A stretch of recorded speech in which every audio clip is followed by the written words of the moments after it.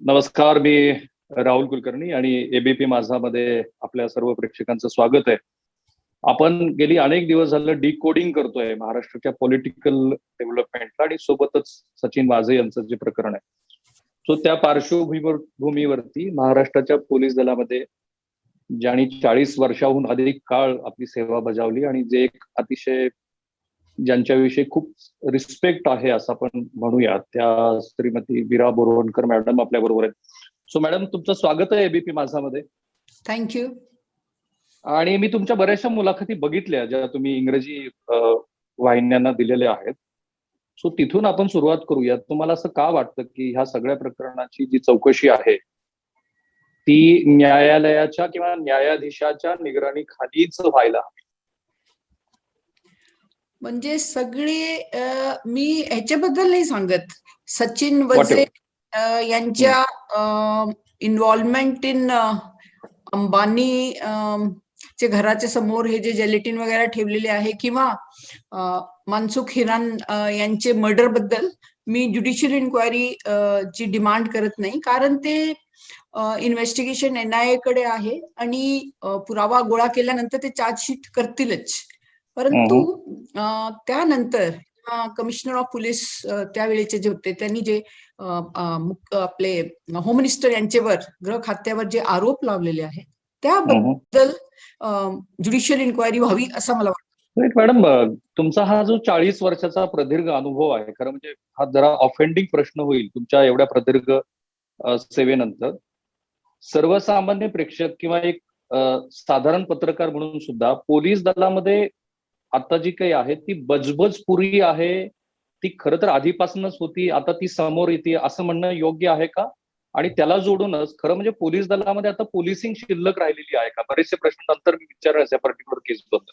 I am sorry, जरा offending प्रश्न आहे.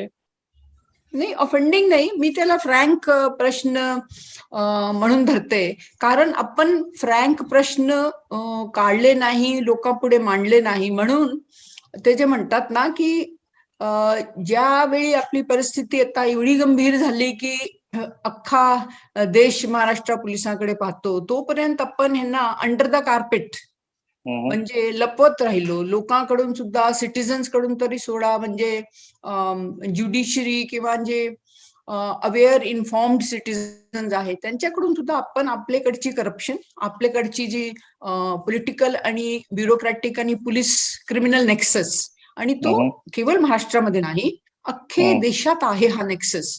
आणि 1993 मध्ये वोरा कमिटीने हे पुढे आणलं होतं, पण त्यानंतर लोक सुद्धा झोपून गेले, कोणी ह्याच्याबद्दल विचारला नाही, आम्ही सुद्धा बोललो नाही. म्हणून आज ही गंभीर परिस्थिती आहे, वेळेवर जर आपण कारवाई केली असती आणि हा नेक्सस जो होता पॉलिटिशियन्स, क्रिमिनल्स, पोलीस आणि ब्युरोक्रॅट्स ह्याच्याबद्दल 1993 पासूनच जर कारवाई केली असती तर आज ही भयंकर परिस्थिती निर्माण झाली नसती. थोडस आपण आणखी अनफोल्ड करू. ही जी भयंकर परिस्थिती तुम्ही सांगताय ती जर आपल्या प्रेक्षकांना आपण सांगूया की ती कशी आणि कधीपासून ती भयंकर परिस्थिती सुरू झाली, हे जे नेक्सस आहे त्याचं स्वरूप काय आहे, याचे मेंटॉर कोण आहेत, सगळ्या राजकीय पक्षामध्ये आहेत का, काही सिनियर IPS ऑफिसर्स याला दीर्घकाळापासून पाठिंबा देत आहेत का? हा 1980s नंतर, म्हणजे समजा 89, 90 पासून जास्त प्रमाणावर सुरू झाली, तोपर्यंत आपण बोट दाखवत होतो की बघा हा अधिकारी त्या पॉलिटिशियनचे क्लोज गेलेला आहे आणि ह्याबद्दल चर्चा व्हायची. पण आज अशी परिस्थिती आहे की प्रत्येक अधिकारी कोणाचे तरी राजनीतिक पुढाऱ्याच्या जवळ आहे, कारण त्यांची अपॉइंटमेंट, त्यांची ट्रान्सफर, त्यांची पोस्टिंग, आज मला जर कमिशनर म्हणून व्हायचे असेल किंवा मला पोलीस स्टेशन पाहिजे थाना इन्चार्ज म्हणून, तर हा सर्व पॉवर्स पॉलिटिशियन्स यांच्या हातात आहे. हा सर्व पोलीस अधिकाऱ्यांना कॉन्स्टेबल पासून ते DG पर्यंत माहित असल्यामुळे हा नेक्सस 93 नंतर कमी होण्याऐवजी वाढतच गेला. आणि त्यानंतर आमच्या नोटोरियस हफ्ता सिस्टम, ज्यामध्ये पण सर्व खालचे आणि वरचे अधिकारी आम्ही सर्व इन्व्हॉल्व आहोत, त्यामुळे काय झालं की जो कॉन्स्टेबल, जो सब इन्स्पेक्टर, इन्स्पेक्टर मला माझे पैसे आणून देतो, तो काम काय करणार हो? तो म्हणणार माझा मेन फोकस काय, मॅडमना खुश ठेवा, मॅडमसाठी पैसे आणा. आणि मी जेव्हा म्हणते की नागरिक तुमचे पोलीस स्टेशनला आला त्याची तक्रार घ्या, तक्राराची नोंद घेतल्यानंतर व्यवस्थित तपास करा, कोर्टात केस पाठवा, चार्जशीट नंतर कोर्टात उभे राहा, तो फोकस असण्याऐवजी फोकस कुठे गेला? पैसा गोळा करण्यावर, आणि पैसा गोळा केल्यानंतर आपली हवी असलेली ती पोस्टिंग मॅनेज करण्यावर. सो ऍक्च्युली देशातला नागरिक जो आहे त्याला फार रॉ डील मिळालं आहे, त्याला कळलंच नाही किंवा त्यांच्या पोलीस नसून आता राजकीय पुढारी यांच्या पोलीस झालेला आहे. हा नागरिकाने लक्ष दिला नाही, दुर्लक्ष केला, म्हणून ही परिस्थिती आहे. अच्छा, म्हणजे तुमच्या बोलण्याचा मी अर्थ असा काढू का की आता आपल्याकडे पोलिसिंग शिल्लक राहिलेलं नाहीये आणि प्रत्येक पोलीस स्टेशन हा एका वेगळ्या कारणासाठी बनलेला अड्डा आहे, त्यात पॉलिटिकल अँगल आहे, त्यात पैसे कमवणं हा एक भाग आहे. It is a bitter truth. तर मी असं सांगेल की 100% पोलीस असे नाही आहे, परंतु मोठ्या प्रमाणावर लोकांच्या जो आमचे अधिकारी कर्मचाऱ्यांचा जो लक्ष आहे तो नंबर 1 हा करप्शन इश्यू आणि नंबर 2 बंदोबस्त आणि लॉ अँड ऑर्डर इश्यूज. त्यामुळे क्राईम इन्व्हेस्टिगेशन, क्राईम प्रिव्हेन्शन आणि आपले महाराष्ट्रात आता शाबतीचा रेट बघा ना, conviction of crime rate, it is very poor. 8%. आणि कम्पेअर्ड आता थोडा वर गेलाय, डबल फिगर्स मध्ये तरी आला आहे. तर जर अधिकारी कर्मचाऱ्यांचा फोकस पैसा आहे, लॉ अँड ऑर्डर, बंदोबस्त, VIP सिक्युरिटी आहे, तर गुन्हा इन्व्हेस्टिगेट करणं आणि प्रिव्हेंट करणं किंवा नागरिकांना पोलीस स्टेशन मध्ये एक चांगली वागणूक देणं त्याच्याकडे दुर्लक्ष झालेलं आहे. Right madam. जे सर्वसामान्य धारणा आहे त्याची तुम्ही सुरुवातीपासून सुरुवात केली. फार छोट्या, जरी लोकांच्या दृष्टीने फार छोटा असला तरी माझ्या दृष्टीने अतिशय महत्वाचा मुद्दा की एक सिव्हिल सोसायटी म्हणून पोलिसांची ही जी वाताहत आहे ती सोसायटीच्या दृष्टीने आणि व्यवस्थेच्या दृष्टीने किती खराब आहे आणि आणखी कुठे जाणार आहोत.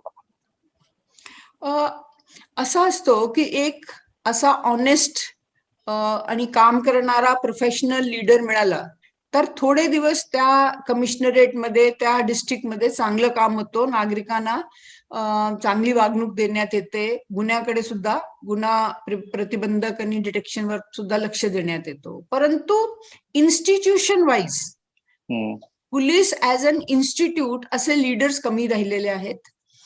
आणि त्याचे एक कारण आपले नागरिक सुद्धा आहे ना, लक्षच देत नाही. कोण अधिकारी आलं, कोण गेलं, आपलं काम झालं पाहिजे, माझं काम झालं पाहिजे, त्याच्यावरच भर असल्यामुळे as an institution police has become weak and unprofessional झालेली आहे. अधूनमधून चांगले अधिकारी येतात, थोडे दिवस चांगलं काम होतं आणि मग जैसे थे. तुम्हाला वाटतं लोकांच्या हातात हे राहिलेलं आहे खरंच? जितकं पॉलिटिकल प्रेशर आहे, बायनरीज झालेले आहेत, पॉलिटिकल इन्फ्लुएन्स आहे, सर्वसामान्य माणसाचं तुमची आणि माझी कितीही अपेक्षा असली तरी पोलिसांनी तसं वागावं किंवा ते एक प्रेशर ग्रुप म्हणून काम करू शकतात. आपण मुख्य मुद्द्याकडे जाणार आहोत पण तुम्ही फार महत्वाचा मुद्दा सुरुवातीला घेतल्यामुळे. हो, अगदी. हे जे सिटिझन्स आहेत, नागरिक आहेत, ते फार स्ट्रॉंग प्रेशर ग्रुप होऊ शकतात नुसतं, आणि होते सुद्धा. नुसतं मधल्या काळात जे आहेत, I think after we got liberalized ना, आपल्या व्हॅल्यू सुद्धा कमी झाल्यात, पैशाकडे लक्ष होऊ लागला. तर मला असं वाटतंय की अवेअर, इन्फॉर्म्ड, इंटरेस्टेड सिटिझन, ज्याला गव्हर्नन्स मध्ये इंटरेस्ट आहे, तो फॉलोअप करून अजून आम्ही जरी रस्ता चुकलेलो असो, मला रस्त्यावर आणू शकतो. आणि हा जो सगळा प्रकार आहे हा सर्वपक्षीय आहे, म्हणजे सर्व पक्षातली मंडळी. तुम्ही एका मुलाखतीमध्ये असं म्हणालात की महाराष्ट्रात मुख्य गव्हर्नमेंट फॉर्म झाले की सर्वात आधी इंटरेस्ट असतो तो म्हणजे गृहमंत्री पद कुणाला मिळणार याकडे. सो त्याचा बिटवीन द अर्थ तर सगळ्यांनाच माहिती आहे, पण सर्वपक्षीय मंडळी याच्यामध्ये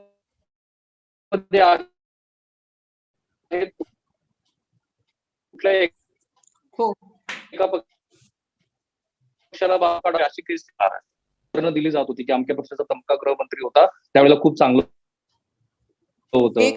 माझी सर्व्हिस मध्ये इनिशियली 1980s नंतर आय थिंक 90 पर्यंत शंकरराव चव्हाण साहेब असल्यापर्यंत, तोपर्यंत मला वाटतंय की एवढा आपला ऍडमिनिस्ट्रेशन खाली गेलेला नव्हता.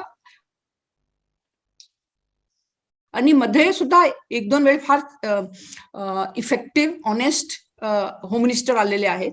पण in general, irrespective of the political party, म्हणजे कुठलाही राजकीय पक्ष असो, पोलिसांकडून पर्सनल किंवा पार्टीचे काम करून घेण्यावरच भर होता. आणि आपले लोक म्हणजे कुठलीही पार्टी, एनसीपी असो, बीजेपी असो, काँग्रेस असो, शिवसेना असो, माझा माणूस प्रोफेशनल आहे किंवा नाही ह्याच्यावर ना जाता माझा माणूस पोस्टवर आला पाहिजे. सो करप्शन, पॉलिटिकल पॅट्रेनेज जो आहे तो प्रत्येक राजकीय पक्षाने केलेला आहे, दिलेला आहे. प्रोफेशनलिझमला इग्नोर केलेला आहे. एका पार्टीने असं केलं असं नाही. राईट. असा कधी प्रसंग आला की तुम्ही अशा गोष्टीला रिटॅलिएट करताना तुम्हाला त्रास झाला? हो, किती वेळ आला मला. एखादं उदाहरण? उदाहरण म्हणजे बघा, जेव्हा मी पोलीस कमिशनर होते तर काही राजकीय पुढाऱ्यांनी येरोडा पोलीस स्टेशनची जी जागा होती त्याला ओपन, मला वाटतं हे एक कमिटी फॉर्म करून ती जी 2 एकर जागा आहे, आणि येरोडा पोलीस स्टेशन आता पुण्यात मध्यभागी आलेला आहे. पहिले तो साईडला असायचं. So that 2 acre plus land, it's like gold. ते काही प्रायव्हेट लोकांना द्यायचं ठरवलं होतं. आणि मी म्हटलं मी नाही देणार आमची जागा, ही पोलिसांची जागा आहे. आपण पोलीस क्वार्टर्स आपण बांधू शकतो, ह्याच्यात आपण पोलीस ऑफिसेस आणू शकतो. आणि एकदा आमच्या हातातून ही जागा गेली की आम्हाला परत ही जागा मिळणार नाही. तर ज्यावेळी मी जागा दिली नाही तर त्यावेळीचे मंत्र्यांनी टीव्ही चॅनलवर येऊन सांगितलं होतं की आम्हाला ह्या एसपी यांच्या, ह्या कमिशनर यांच्या काहीतरी करावं लागेल. So this is an open secret की आणि I am not talking of any particular individual, पण असं सुद्धा झालेलं आहे की मी काही वेळ सल्ला दिलं तर मंत्र्यांनी ऐकून घेतलं आणि त्यांना पटलं आणि त्यांनी मग आमची सल्लाप्रमाणे काम केलं. तर दोघे प्रकारचे अनुभव मला आलेले आहेत. राईट. आपण बोरवणकर मॅडम, प्रेक्षकांना मी सांगतो की मॅडमला आपण ज्या कारणासाठी बोलवलंय ते म्हणजे आपण ऑप्टिमिस्टिक आहोत. सुप्रीम कोर्टाने वेळोवेळी सांगितलेलं की पोलीस दलामध्ये रिफॉर्म व्हायला हवा. तो आपल्या मुलाखतीचा शेवटचा भाग आहे. तो रिफॉर्म कसा असू शकतो त्या मुद्द्याकडे मी जाणार आहे. पण त्याआधी जरा आता करंट जे पॉलिटिकल डेव्हलपमेंट आहेत आणि खास करून सचिन वाझे यांना जे घेऊन घडत आहेत त्या अनुषंगाने मी मॅडम यांना प्रश्न विचारणार आहे. मॅडम, तुम्ही तुमच्या प्रदीर्घ अनुभवानंतर सचिन वाझेच्या ह्या प्रकरणाकडे कसं बघता? हा इन्व्हेस्टिगेशन सुरू आहे हे मला मान्य आहे, पण नेमकं काय केलेलं आहे सचिन वाझेनं, त्याचा हेतू काय होता आणि त्याच्यामध्ये काय सिक्वेन्स घडलेला असू शकतो, लाईकली सो? डिटेल तर NIA बाहेर आणेल, पण मला असं वाटतं की एक मोठे उद्योगपतीला थोडासा थ्रेटन करावा. आमच्याकडे तुम्ही सेंटरचे फार नजदीक गेलेला आहात, तुम्ही एका पार्टीचे फार जवळ गेलेला आहात, आम्हाला इग्नोर करता कामा नाही, असा एक मेसेज द्यावा. आणि काही व्यक्तींना समजा ह्या केसमध्ये मला जो वाटतं की मनसुख हिरेनला हे सर्व समजलेला होता, तो बातमी बाहेर आणेल, तर आपण त्याला तसं करू द्यायचे नाही. आणि हा होऊ शकतो असं मला वाटतं. आणि on the whole the impression is की सम रोग ऑफिसर्स म्हणतात ना, एकदम कंट्रोलमध्ये राहिलेले नाही असे अधिकारी कर्मचारी, ह्यांची ही कारवाई असावी. परंतु त्यामुळे सर्व मुंबई किंवा महाराष्ट्र पोलीस असे काम करते अशी समज एकदम चुकीची समज आहे. So I want to tell, मला फार वाईट वाटला. परवा मला एक बाहेरचे राज्याचे अधिकारी बोलले, अरे आम्ही तरी मुंबई पोलीसला स्कॉटलंड पोलीस म्हणून पाहायचो आणि तुमचे हे हाल झाले. So I want to say की one Sachin Waze does not make Mumbai police, किंवा एका अधिकाऱ्यामुळे अख्खे महाराष्ट्र राज्याची पोलिसांचं नाव खराब करू नये. आमच्याकडे करप्शन आहे, पण देशात सर्वीकडे आहे. Politicians, police, bureaucrat, criminal nexus महाराष्ट्रामध्ये आहे, अख्खे देशात आहे. सो आपल्याला याच्यातून बाहेर पडला पाहिजे, त्याची उपाययोजना केली पाहिजे इन्स्टेड ऑफ क्रिटिसाइझिंग की अख्खी मुंबई पोलीस आणि अख्खी महाराष्ट्र पोलीस जे आहे ते कामाची नाही. राईट. पण आपण जरा सचिन वाझे याच प्रकरणावरती पुन्हा एकदा बोलूया मॅडम. अंबानी सारख्या इतक्या मोठ्या उद्योगपतीला मेसेज देण्याच्यासाठी सचिन वाझे सारखा एक व्यक्ती ज्याची अतिशय कनिष्ठ स्तरावरती येतो, तो हे धाडस करू शकतो का आणखी कुणाचं तरी त्याला पॅट्रोनेज आहे पोलीस दलाच्या व्यतिरिक्त किंवा त्यातल्या अधिकाऱ्यांच्या व्यतिरिक्त? मला तरी वाटतं त्याला मोठी पॅट्रोनेज असावी असं मला वाटतं. पण आपल्याला आता स्पेक्युलेशन केलं तरी चालणार नाही. आणि शेवटी बघा NIA कुठपर्यंत पोहोचते आपल्याला हे पण पाहावं लागेल, कारण कॉन्स्पिरेसी प्रूव्ह करणं फार अवघड आहे. सुप्रीम कोर्टच्या जजमेंट्स आहेत, काही निकाल आहेत. तुम्ही आणि मी भेटलो इथपर्यंत पुरावा होऊ शकतो, पण त्यानंतर काय ठरलं that is very difficult to prove. मला असं वाटत नाही की तो हा एकट्या अधिकाऱ्याचं काम आहे. आय डेफिनेटली फील की त्याला कुठेतरी बॅकिंग होती, पण कोणाची बॅकिंग आणि त्याला प्रूव्ह करणे from the judiciary point of view म्हणजे कोर्टात त्याबद्दलचे पुरावे आणणे अवघड होणार आहे. But let see, I am hopeful. NIA is a very competent agency. पण जसे मला असं वाटतं की स्टेटची पोलीस हा जो आहे राजकीय पक्षाचे दबावाखाली नाही आली पाहिजे. तसंच मला वाटते NIA वर सुद्धा केंद्रीय शासनाने कुठल्याही प्रकारचा प्रेशर आणू नाही. त्यांना इंडिपेंडेंट तपास करायची संधी मिळाली पाहिजे. राईट. मॅडम, तुम्ही क्राईम ब्रांचला पण लीड केलेलं आहे. सचिन वाझे हे कॅरेक्टर काय किंवा तत्सम सगळे जे एन्काउंटर स्पेशलिस्ट होते, ज्यांची मधल्या काळामध्ये ज्यांच्यावर चित्रपट पण आले, त्यातल्या काही लोकांना तुम्ही खूप जवळून बघितलं. सचिन वाझे आणि बाकीची सगळी मंडळी, खास करून एन्काउंटर स्पेशलिस्ट, ही खूप चर्चेत आलेली आहे. ही सगळी इतकी मोठी झाली कशी? इतकी डायरेक्टली सीपीला रिपोर्ट करण्या इथपर्यंत ते कशी पोहोचली? किंवा सचिन वाझे सारखा व्यक्ती मुंबईतली प्रत्येक महत्वाची केस कसा हँडल करायला लागला? तर सचिन वाझेने माझ्याबरोबर काम केलं नाही, पण बाकी काही सो कॉल्ड एन्काउंटर स्पेशलिस्ट हे माझ्याबरोबर होते. 3 वर्ष मी एकत्र काम केलंय. इनफॅक्ट 83 बॅच आणि आमची नाशिकला ट्रेनिंग सुद्धा एकत्र झालेली आहे. तर मला हे सो कॉल्ड एन्काउंटर स्पेशलिस्ट हे इररिस्पॉन्सिबल किंवा गन हॅप्पी वाटले नाही. ते विचार करणारी अधिकारी होती आणि ओरिजिनली त्यांना आम्हीच पोलीस लिडर्सनेच क्रिएट केलं. कारण काय, गँग वॉर एवढी मोठ्या प्रमाणावर मुंबईमध्ये सुरू झाली होती आणि कोर्टात त्यांच्या विरुद्धचे केस निकाल ते 10-10 वर्ष येत नव्हते. म्हणून ह्यांना कंट्रोल करायला काही ब्रेव्ह करेजियस निडर ऑफिसर्सना पुढे आणण्यात आलं आणि जे क्रिमिनल्सचे हे आहे राहण्याचे ठिकाण, डेन्स, दगडी चाल सारखी तुम्ही म्हणा, तिथे जाणं, सर्च घेणं आणि दॅट काइंड ऑफ करेज आणि ब्रेव्हरी आपल्याला हवी होती. नंतर हे जे आहे अधिकारी ह्यांच्या लॉफुल ओरिजिनल ऍक्ट सोडून त्यांचा गैरवापर पोलीस लिडर्सने सुद्धा केलं आणि राजकीय पुढाऱ्याने सुद्धा केलं. तर मला 3 वर्षात कधी असं वाटलं नाही की हे अधिकारी आउट ऑफ कंट्रोल आहेत किंवा डिसिप्लिनचे पुढे जाऊन हे काम करतील. मी त्यांच्यामध्ये पॉप्युलर नव्हते कारण त्यांना वाटायचे मी बुकिश आहे.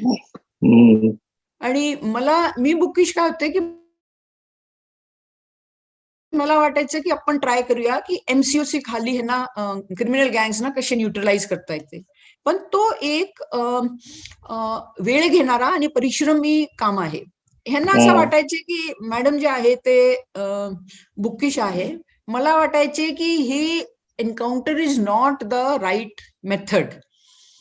तर पण आय मस्ट से दॅट की त्यांनी कधीही मला असा ओपनली विरोध केला नाही किंवा इनडिसिप्लिन कॉन्डक्ट दाखवला नाही. मी मध्ये विचार करत होते की हे ऑफिसर जे आहेत they are very loyal to police leadership. आपले सिनियर्सना कधी हे करत नाही, डिसलॉयल्टी दाखवत नाही. आपले टीम, आपले इन्फॉर्मेंट्स अगदी उत्कृष्ट इन्फॉर्मेंट्स ते ठेवतात आणि जपून ठेवतात. पण ह्यांना कुठेतरी की they have to be loyal to the law of the land. हा जो आहे त्यांच्या लक्षात नाही. सो त्यांच्यासाठी loyalty to the political leader, to the police leader, to their team, to their informants. पण बेसिकली आम्ही सर्व जे युनिफॉर्म घालून आहोत किंवा जे पब्लिक सर्व्हिसमध्ये आहोत, our loyalty should be towards the law, towards the constitution. संविधानाला धरून आपण हे पुढे गेलं पाहिजे. हा कुठेतरी त्यांचे फोकसमध्येच राहिलेला नाही. तुम्ही सो कॉल्ड एन्काउंटर स्पेशलिस्ट असं का म्हणालात? का ते एन्काउंटर स्पेशलिस्ट नव्हते, एक्स्टॉर्शनिस्ट जास्त झालेले होते? माझे मनात ते डेअरिंग पोलीस अधिकारी होते. त्यांचा ज्यावेळी गैरवापर करण्यात आला त्यावेळी, आणि मीडिया सुद्धा, तुम्ही सुद्धा तेवढेच अपराधी आहात जेवढे पोलीस लिडरशिप किंवा पॉलिटिकल लिडरशिप आहे. मला तुमचे कितीतरी रिपोर्टर सांगायचे, मॅडम तुम्ही आल्यानंतर तर क्राईम ब्रांच मध्ये ग्लॅमरच राहिलं नाही. So if you want a police force ज्यांनी कायदेप्रमाणे काम करून न्याय आणला पाहिजे, तर एक तर कोर्टामध्ये केस फार उशिरा येतात, त्याच्या आपल्याला उपाय काढला पाहिजे. परंतु हे जे एन्काउंटर करून तुम्ही न्याय आणतात, that is the wrong methodology. So हा प्रेसला सुद्धा आवडायचे नाही. So I have face that म्हणजे की मॅडम यांनी काय क्राईम ब्रांच मध्ये काहीच राहू दिलं नाही. काय मॅडम, काय मोठ्या मोठ्या आमच्या कॉन्फरन्स असायच्या, आम्हाला पहिले बातमी मिळायची, आम्ही जागेवर पोचायचं, असं सर्व बंद झाला. But I think in the long run this is the better method to go by law. आणि गैरवापराबद्दल बोलला तर तो काय स्वरूपाचा गैरवापर होता, किंवा आज ज्याची चर्चा सुरू आहे, मधल्या एक काळात खूप पुस्तकं पण आली त्याच्यावर?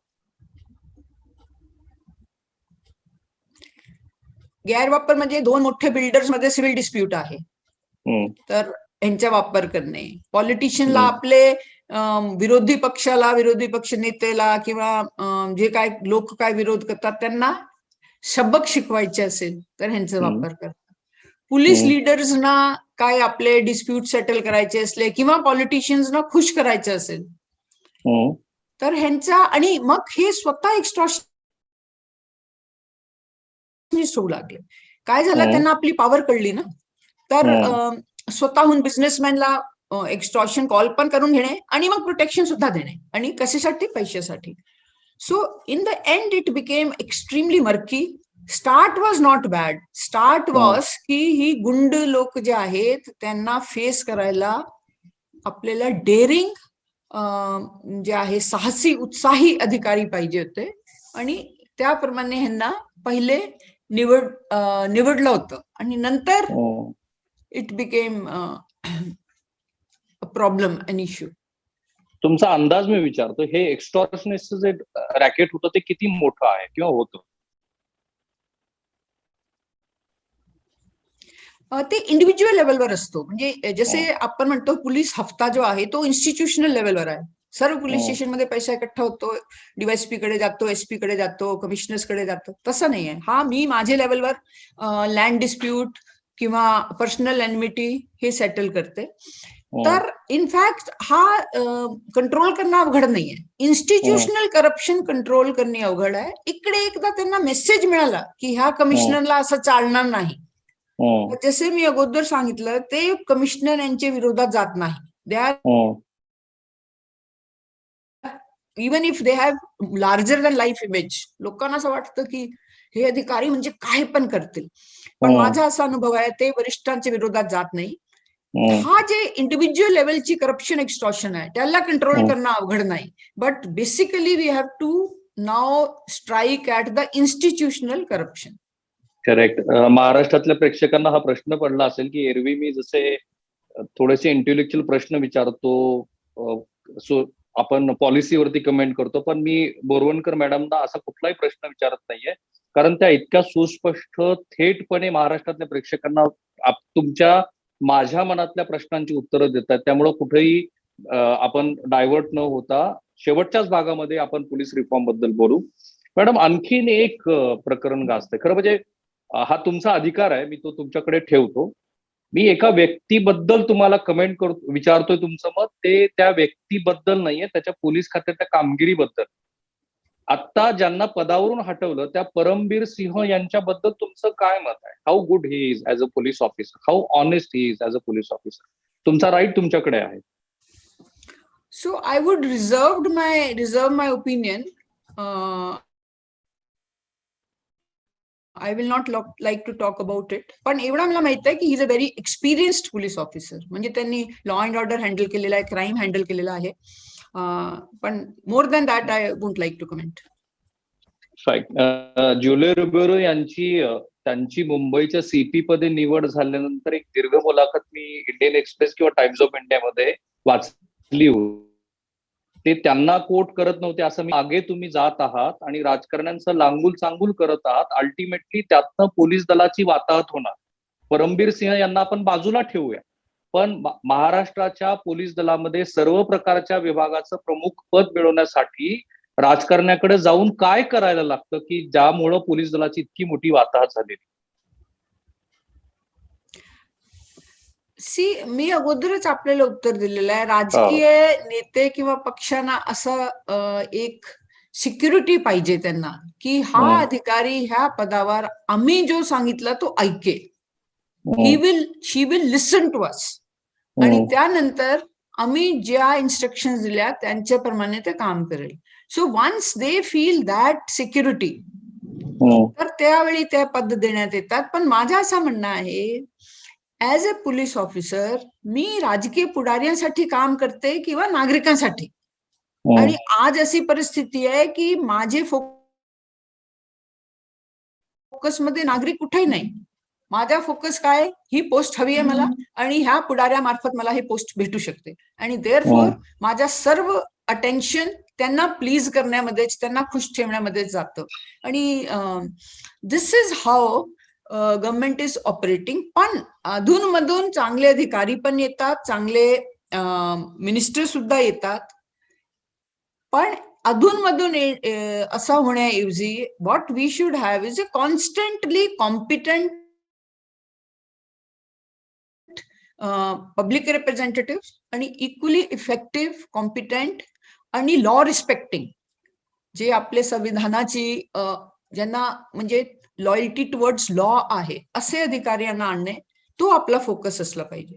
किती टक्के अधिकारी पोलीस दलामध्ये ऑनेस्ट आहेत? आफ्टर मीरा बोरवणकर तुम्ही रिटायर झाल्यानंतर तुम्हाला असं वाटतं का की तुम्ही ज्या वेळेला पोलीस दलाकडे आता बघता की इतक्या पर्सेंटमध्ये तरी तुम्हाला होप्स दिसतात? खरं म्हणजे हे हायपोथिकल प्रश्न आहेत.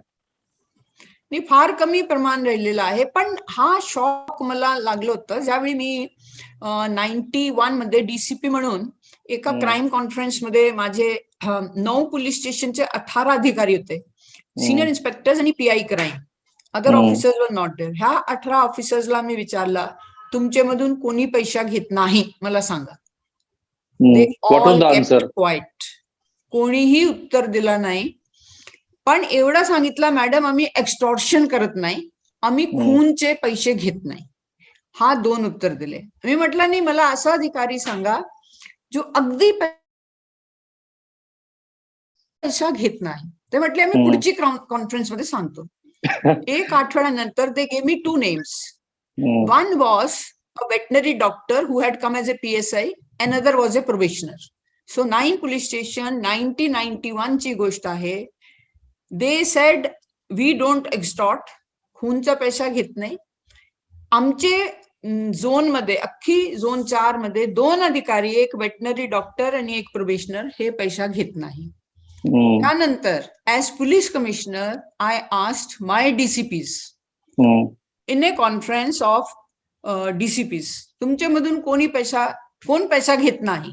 So they are all quiet because everyone knows. कोणी खोटा बोललं असतं तर. Afterwards only 1 DCP came to me and told me, madam मी पैसे घेत नाही, तुम्ही कोणाकडून सुद्धा खात्री करून घेऊ शकता. माय गॉड. अर्थात हे सगळ्यांना, हे परसेप्शन जवळपास सगळ्यांना आहेच. पण मग या कॉन्टेक्स्ट मध्ये मॅडम 100 कोटी रुपयाच्या आरोपाबद्दल तुमचं काय मत आहे? तर ते पॉलिटिकल बाजूला ठेवून 100 कोटी पैसा गोळा करणे, एपीआय कडून होम मिनिस्टर वगैरे they also have discretion. I don't think की एक एपीआय ला बोलून KPI लेवलच्या ऑफिसरला ते सांगतील. पैसा गोळा होतो, परंतु त्याच्यामध्ये सुद्धा हेरार्की लक्षात ठेवण्यात येतं. But again this should be enquired into. See, after all, a very senior, experienced officer has signed a letter and brought this to your notice. आणि त्यांनी त्यानंतर काही फोन कन्व्हर्सेशन्स कोट केलेले आहेत. जर आपल्याला नागरिकांचा विश्वास प्राप्त करून घ्यायचे असेल तर this must be inquired by an independent judicial officer. Correct. Madam, आपण या मुलाखतीच्या थोड्याशा पुढच्या टप्प्यावरती जाऊ. आणखीन एक परसेप्शन आता पोलीस दलाबद्दल महाराष्ट्रात ठामपणे प्रसूत केलं गेलंय. विरोधी पक्षाच्या विचारधारेला बांधील असलेले, काही जण RSSच्या विचारधारेला बांधील असलेले, काही जण भारतीय जनता पार्टीच्या विचारधारेला बांधील असलेली, अशी सगळी मंडळी पोलीस दलामध्ये आहेत आणि ती आधीच्या मंडळींना मदत करतायत अशा पद्धतीचा आरोप आता सत्ताधाऱ्यांचा आहे. तुम्हाला हा असं कधी जाणवलं का की अशा विचारधारेच्या आधारावरती पण पोलीस दल विभागला गेलेलं आहे? होय, दॅट इज ट्रू. सी, ह्या पॉलिटिकल अलाइनमेंट सुद्धा दिसतं. आणि माइंड यू, आपण ह्याला सुद्धा इग्नोर करू शकत नाही की थोडीफार कास्ट अलाइनमेंट, मी हा विचारणारच होतो प्रश्न, आणि थोडीफार कम्युनल अलाइनमेंट सुद्धा आहे. तर आत्तापासूनच आपल्याला त्याबद्दल सुद्धा की हा सुद्धा गंभीर प्रश्न होऊ नये. So after all policeman, police women हे समाजाचेच भाग आहेत ना. तर कोणी मनापासून बीजेपीचे पक्षाचा आहे, त्याचे घरचे सर्व लोक बीजेपीला मतदान करतात, RSS, NCP, शिवसेना, तर त्याचा असर होतो. So we have to emphasize की एकदा तुम्ही खाकी युनिफॉर्म घातलं तर तुम्ही कुठलीही कास्ट, क्रीड, कम्युनिटी किंवा पक्षाचे नाही, पण this kind of strong professional commitment आणि जाती आणि धर्मच्या आधाराची कमिटमेंट कमी करून you need very strong institutional training. आणि मग police leadership, field level leadership सर्वांची कमिटमेंट झाली तरच हा संभव आहे. अन्यथा आपली पोलीस जी आहे ती डिवाइड होत राहिली आहे. राईट. मग आता मी तुम्हाला थेट प्रश्न असा विचारतो की रश्मी शुक्ला यांनी जे फोन टॅपिंग केले ते इलिगल आहेत का, आणि ते कोणाला तरी मदत करण्यासाठी केलेत का? कारण कोणाला तरी मदत करायची असती तर ते राज्य सरकारला त्यांनी ते कळवलं असतं. ह्याबद्दल सुद्धा आता चीफ सेक्रेटरी जे त्यावेळीचे होम सेक्रेटरी होते त्यांची सुद्धा रिपोर्ट आता जाहीर झालेली आहे, बाहेर पडलेली आहे. त्यामध्ये त्यांनी असं सांगितलंय की त्यांची परवानगी जी घेण्यात आलेली होती that was for the national security purposes. आता शुक्ला मॅडम बरोबर बोलतात किंवा कुंटे साहेब बरोबर बोलतात हे मी तर काय सांगू शकत नाही. So again an inquiry, but the point is how many inquiries will you have and who is going to believe even after inquiry? That is another part. म्हणजे गव्हर्नन्स वरचा विश्वासच उठून जाणे, दॅट इज.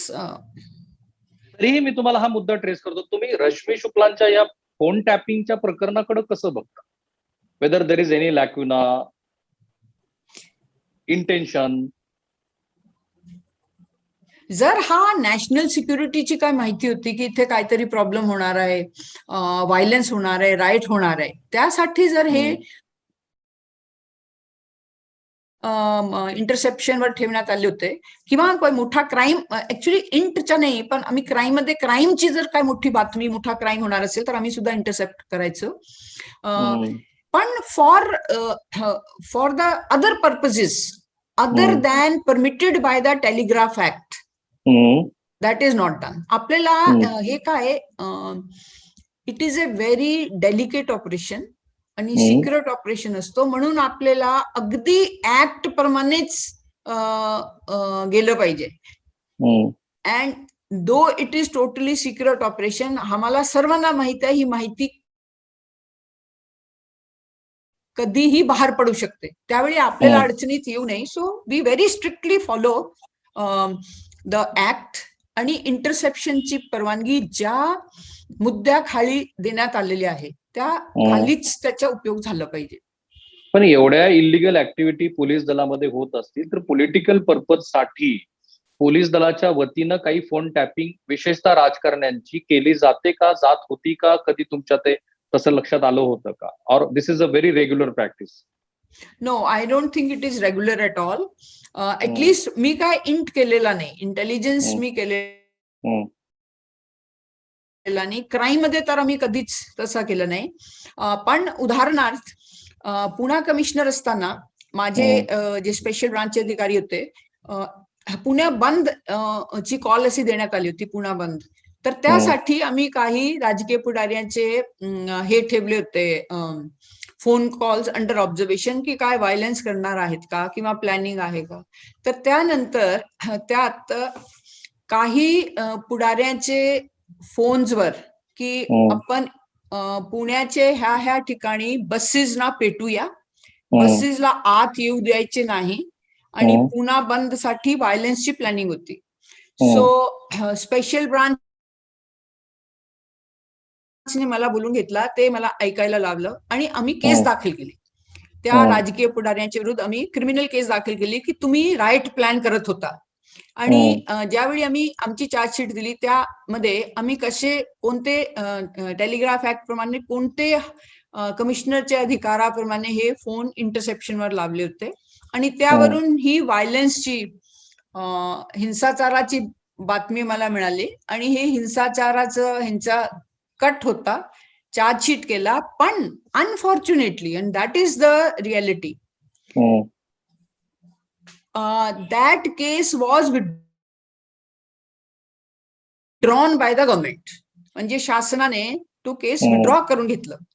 सो कुठलीही political party असो, त्यांना आवडत नाही की पोलिसाने त्यांची ऍक्टिव्हिटीवर वॉच ठेवणे आणि त्यानंतर कायदेप्रमाणे चार्जशीट पाठवणे. तर ती केस त्यांनी चालूच दिली नाही कोर्टात. आम्ही स्पेशल प्रॉसिक्युटर सुद्धा नेमून घेतले होते त्यामध्ये. पण ह्या केसमध्ये ही शक्यता तुम्हाला किती वाटते, जरी तुम्ही इंटेलिजन्स केलेला नसला तरी राजकीय कारणासाठी पोलिसांचा उपयोग करून घेणं ह्या पर्टिक्युलर विजवी एवढ्याच फ्रेमवर्क मध्ये?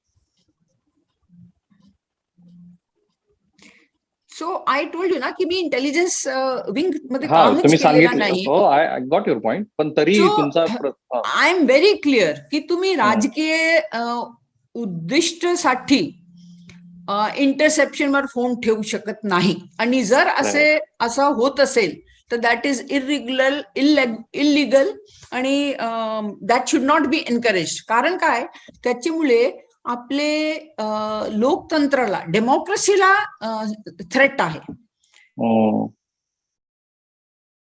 It is not a threat to one political leader. म्हणजे मग डेमोक्रेसी आपली पेपरवरच राहिली ना, जर आपण पोलिसचा वापर केलं ह्याच्यासाठी की तो पॉलिटिकल लीडर आज कोणाकडे गेलं, कोणाकडे जेवलं, त्यांचे काय प्लॅन आहे. मी आपली यंत्रणा वापरा ना. पोलीस इज नॉट युअर यंत्रणा. That is the whole thing. Agree. की ब्लरिंग झालेली आहे की police is the servant of law or police is the servant of political leaders. गेल्या 1.5 वर्षामध्ये मुंबई पोलिसांनी मुंबईत केलेल्या कारवाया हा राजकीय कारणासाठी मुंबई पोलिसांचा सर्वोच्च वापर आहे असं तुम्हाला वाटतं? मी काय मागचे 1 वर्षात म्हणजे काय सिरियसली किंवा because of corona I not followed it. Okay. पण आय वुड से हा इररिस्पेक्टिव्ह ऑफ द पॉलिटिकल पार्टीज, पोलिसांचा, महाराष्ट्र पोलिसांचा आणि मुंबई पोलिसांचा वापर करण्यात येत होता. Some leaders had put the foot down, म्हणजे त्यांनी ते अलाव केला नाही. काही पोलीस लीडर्सने अलाव केला नाही, आणि काही मिनिस्टर्स वर ऑल्सो केअरफुल आणि did not misuse the police यंत्रणा. राईट. आता शेवटच्या भागाकडे आपण आहोत. मॅडम, हे सगळं झाल्यानंतर सर्वोच्च न्यायालयाने यापूर्वी सुद्धा अनेक वेळेला सांगितलं की पोलीस रिफॉर्म करायला हवा, पोलीस दलाला स्वतंत्र करायला हवं, राजकीय हस्तक्षेप कमी करायला हवा. प्रॅक्टिकली हे शक्य आहे का, आणि आता काय केल्यानंतर हे सगळं चित्र बदलू शकेल असं तुम्हाला वाटतं? तर सुप्रीम कोर्टचे हे आदेश जे आहेत 2006चे आहेत, त्यात स्टेट सिक्युरिटी कमिशन आणि नेमणुका जे आहेत, पोस्टिंग ट्रान्सफर्स ते एस्टॅब्लिशमेंट बोर्ड मार्फत करणे, पोलीस कंप्लेंट अथॉरिटी एस्टॅब्लिश करणे, म्हणजे जेणेकरून की इंडिपेंडेंटली पोलीस विरोधातले जे एलिगेशन आहे त्यांची इन्क्वायरी झाली पाहिजे आणि लॉ अँड ऑर्डर आणि क्राईम सेपरेट करणे, जेणेकरून पोलीस अधिकारी कर्मचाऱ्यांना 8 तास ड्युटी मिळेल आणि आता सध्याची परिस्थितीत जे 14 तास काम करतात त्यांच्यावरचा ताण कमी होईल आणि प्रोफेशनल पोलिसिंगला भर मिळेल. म्हणजे काही लोक केवळ लॉ अँड ऑर्डर बंदोबस्त ड्युटी करतील आणि काही केवळ ज्यांना आवड आहे क्राईम इन्व्हेस्टिगेशन चे कडे जातील. तर हा ऑन पेपर हे अगदी उत्कृष्ट सुझाव आहेत. ऑन फील्ड असा होत राहिलाय की एस्टॅब्लिशमेंट बोर्डला फोन येतात की ह्याला इथे पोस्ट करा, त्याला तिथे पोस्ट करा, किंवा पेपर चिट्स, पेपर पाठवण्यात येतं, कुठलेही सही नसतात, ह्याला इकडे करा तिकडे करा. स्टेट हे जे पोलीस कंप्लेंट अथॉरिटी आहे त्यात माझा माणूस असला पाहिजे आणि माझा माणूस जो आहे, जोपर्यंत माझी सरकार आहे तो त्याच्या विरोधात काय बोलणारच नाही. तो मला असं वाटतं सुप्रीम कोर्टने दिलेले जे 7 मुद्दे आहेत त्यावर कारवाई झाली पाहिजे आणि मग आपल्या लक्षात येतं की कुठे कुठे हे जे आहे त्यांचे ब्रीच होतो. म्हणजे जे हवा आहे, जे उद्दिष्ट आहे ते आपल्याला पाळता येत नाही. ज्यावेळी लक्षात येतो आपण त्याला मॉडिफाय केलं पाहिजे. पण आज अशी परिस्थिती आपण काहीच करत नाही. So two places we have to work. एक institutional reform. Police is meant for law, not for an individual. आणि दुसरा फील्ड लेवल टू डीजीजी जी पोस्टिंग आहे तो काबिलियत, मेरिट लक्षात ठेवून, मेरिट, इंटिग्रिटी, ऑनेस्टी हे लक्षात ठेवून जर तुमचा पोलीस स्टेशनच्या senior PI crime, SP, DYSP, commissioner, DG जर त्यांची नेमणूक मेरिट प्रमाणे, कामाची पद्धत, त्यांची कमिटमेंट, त्यांची इंटेग्रिटी, ऑनेस्टी ह्याचे आधारे केली तर नागरिकांना चांगले पोलीस, प्रोफेशनल पोलीस, उत्कृष्ट ट्रीटमेंट, वागणूक मिळेल आणि करप्शन आपोआप कमी होईल. So 2 level, institutional level as per Supreme Court mandated reforms आणि स्टेट लेवल सर्व नेमणूक, postings, transfers only on merit. आणि त्यामध्ये पब्लिक रिप्रेझेंटेटिव्ह जे आहेत त्यांचा डेफिनेट रोल आहे. जी सरकार आहे त्याशिवाय members of opposition also must be a part. म्हणजे हा जे तुम्ही नेमणुका करतात, जर तुम्हाला नागरिकांना चांगली पोलीस द्यायची असेल सो इन्व्हॉल्व ऑपोजिशन ऑल्सो. एखादं राज्य तुम्हाला दिसतं देशातलं की ज्या राज्यातली पोलिसिंग ही महाराष्ट्राच्या कंपॅरिझन मध्ये किंवा अलीकडच्या काळामध्ये बऱ्यापैकी सुधारली आहे आणि अगदी बाहेर कुठं न जाता किमान या राज्याकडे तरी आपण पहा असं आपण म्हणू, कारण महाराष्ट्राचं कालपर्यंत खूप उदाहरण दिलं जायचं देशात. म्हणजे डिफरंट फील्ड्स मध्ये मला असं वाटतं की जसे तेलंगणा, आंध्रा ई पोलिसिंग मध्ये फार पुढे गेलेले आहेत. But on the whole I think Kerala police is less corrupt, more professional. कारण काय, तिथला प्रत्येक माणूस ग्रॅज्युएट आहे आणि तो आपले फौजदारला अकाउंटेबल धरतो, आपले डीजीला अकाउंटेबल धरतो. So yes, I would say Kerala जो आहे त्याची पोलिसिंग सिटीजन ओरिएंटेड आहे. Right. So maybe Maharashtra we should learn from Kerala. आणि त्यांनी IT सेक्टर, ई पोलिसिंग मध्ये सुद्धा आणि पोलीस सिटीजन रिलेशनशिप्स मध्ये फॅन्टॅस्टिक. आणि तिथली ऑपोजिशन जे आहे व्हेरी विजिलंट आहे. म्हणून तिथे मला नाही वाटत पोलिसांचा एवढा गैरउपयोग करून घेतात जेवढा may be unfortunately it is being seen in Maharashtra. Thank you sir. Thank you madam. Thank you so much. तुम्ही ऑप्टिमिस्टिक आहात आणि प्रश्नाची उत्तरही तुम्ही दिली. आय होप की महाराष्ट्रातले प्रेक्षक ज्यांनी ही मुलाखत बघितली त्यांनी सांगितलेला मुद्दाच महत्वाचा आहे. आपल्याला सगळ्यांना माहिती आहे की सगळ्या क्षेत्रामध्ये डिग्रेडेशन झालेलं आहे, पण तुम्हीच अवेअर नाही झालात, तुम्हीच लोकांना प्रश्न नाहीत विचारले, तर जसं बोरवणकर मॅडम म्हणतायत तशी प्रश्नाची उत्तर तुम्हाला मिळणार नाही. Thank you so much madam. Take care. Bye. See you. ABP Majha, उघडा डोळे बघा नीट.